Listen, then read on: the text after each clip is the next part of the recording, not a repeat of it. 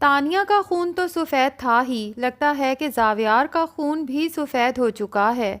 एक तरफ तानिया है जो अपनी माँ की मौत को कैश करवाना चाहती है। उसे अपनी माँ के मरने का दुख कम और खुशी ज़्यादा है कि अब इसी बात को बहाना बना के वो ज़ावियार के मज़ीद नज़दीक हो सकती है, क्योंकि दुर्दाना की डेथ के बाद निगार तानिया को अपने साथ घर ले जाती है।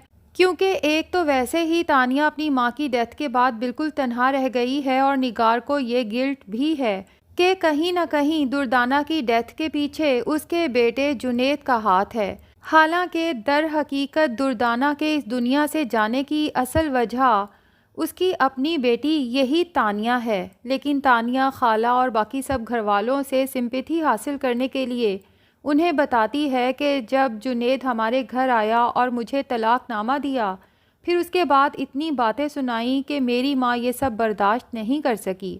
और जुनेद देख रहा था मेरी माँ की बिगड़ती हुई हालत, इसके बावजूद वो इस कदर शफ़ाक और संगदिल इंसान है कि मेरी माँ को मरता छोड़ के वहाँ से चला गया।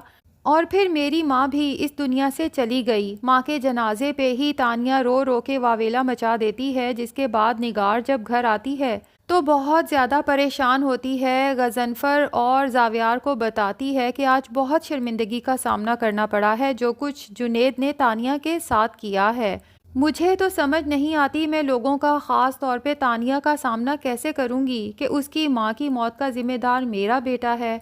जबकि गज़नफ़र और ज़ावियार अपनी माँ को इस तरह परेशान देखते हैं तो समझाने की कोशिश करते हैं कि डॉक्टर्स ने तो वैसे ही दुर्दाना को बता दिया था कि उसके पास अब ज़्यादा दिन नहीं हैं जीने के लिए।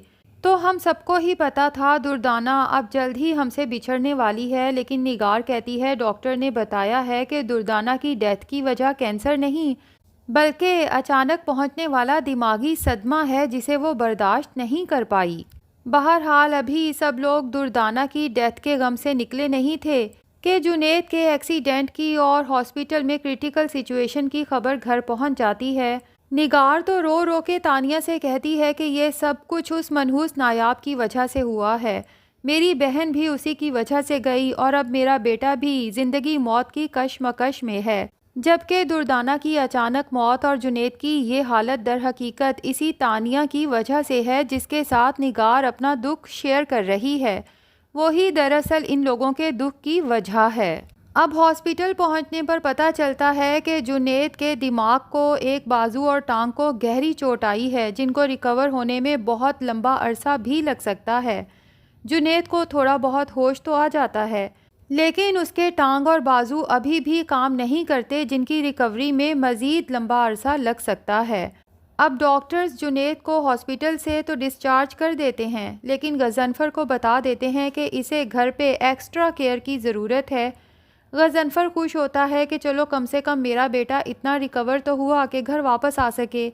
अब गज़नफ़र और निगार तो अपने बेटे की गलतियां भूल चुके हैं, लेकिन ज़ावियार का खून इस कदर सफ़ेद हो चुका है कि अपने भाई के साथ इतना बड़ा हादसा देखने के बाद भी वो ना तो उसे माफ़ करने को तैयार है, ना ही इस घर में वापस रखने को तैयार है। गज़नफ़र जब ज़ावियार को कॉल करके बताता है कि मैं सोच रहा हूँ जुनेद के लिए एक परमानेंट अटेंडेंट रख लें घर में, ताकि उसकी देखभाल बेहतर तरीके से हो सके, तो ज़ावियार अपने बाप की बात समझने के बावजूद अनजान बनते हुए कहता है कि आप क्या कहना चाहते हैं, मैं आपकी बात का मतलब नहीं समझा। कहीं आप जुनेद को घर वापस लाने का तो नहीं सोच रहे? तो गज़नफ़र ज़ाहिर है बाप है, वो तो अपने बेटे से ज़्यादा लंबे अरसे तक नाराज़ नहीं रह सकता, जबकि उसके बेटे की हालत भी बहुत ख़राब है। इसलिए ज़ावियार से कहता है कि ज़ाहिर है वो मेरा बेटा है और जिस तरह की वो हालत है मैं उसे अकेला तो नहीं छोड़ सकता, घर वापस तो लाना ही पड़ेगा। अगर हम उसे घर नहीं रखेंगे तो खुद ही सोचो कि आखिर वो कहाँ रहेगा। तो ज़ावियार गुस्से से अपने बाप से कहता है कि डैड आपने ये सोचा भी कैसे, जुनेद अब हमारे साथ हमारे घर में नहीं रह सकता। अगर आपको उसकी बहुत फ़िक्र हो रही है तो उसके हिस्से की प्रॉपर्टी उसे दें और उसे अलग कर दें, वहीं पर उसके लिए अटेंडेंट का इंतज़ाम भी कर दें, लेकिन इस घर में जुनेद को मैं बर्दाश्त नहीं करूँगा। दूसरी तरफ दुरे नायाब बहुत परेशान होती है, क्योंकि काफ़ी दिन गुजर गए, ना उसे हैदर की कोई खैर खबर मिली और ना ही जुनेद से कोई राब्ता हो पाया। अब जब उसे हैदर की याद बहुत सताती है तो उसे समझ नहीं आती कि किस तरह से हैदर की खैर खबर मालूम कर सके। आखिर चारों नाचार वो जुनेद को ही कॉल्स पे कॉल्स करती है, लेकिन जुनेद तो हॉस्पिटल में है, जाहिर है कि फ़ोन अटेंड नहीं कर सकता। बार बार कॉल करने पे भी जब कॉल अटेंड नहीं होती तो दुरे नायाब मज़ीद परेशान हो जाती है। उसे अजीब किस्म के वहम आने लगते हैं, इसलिए अल्लाह से दुआ करती है कि या अल्लाह खैर करना बस।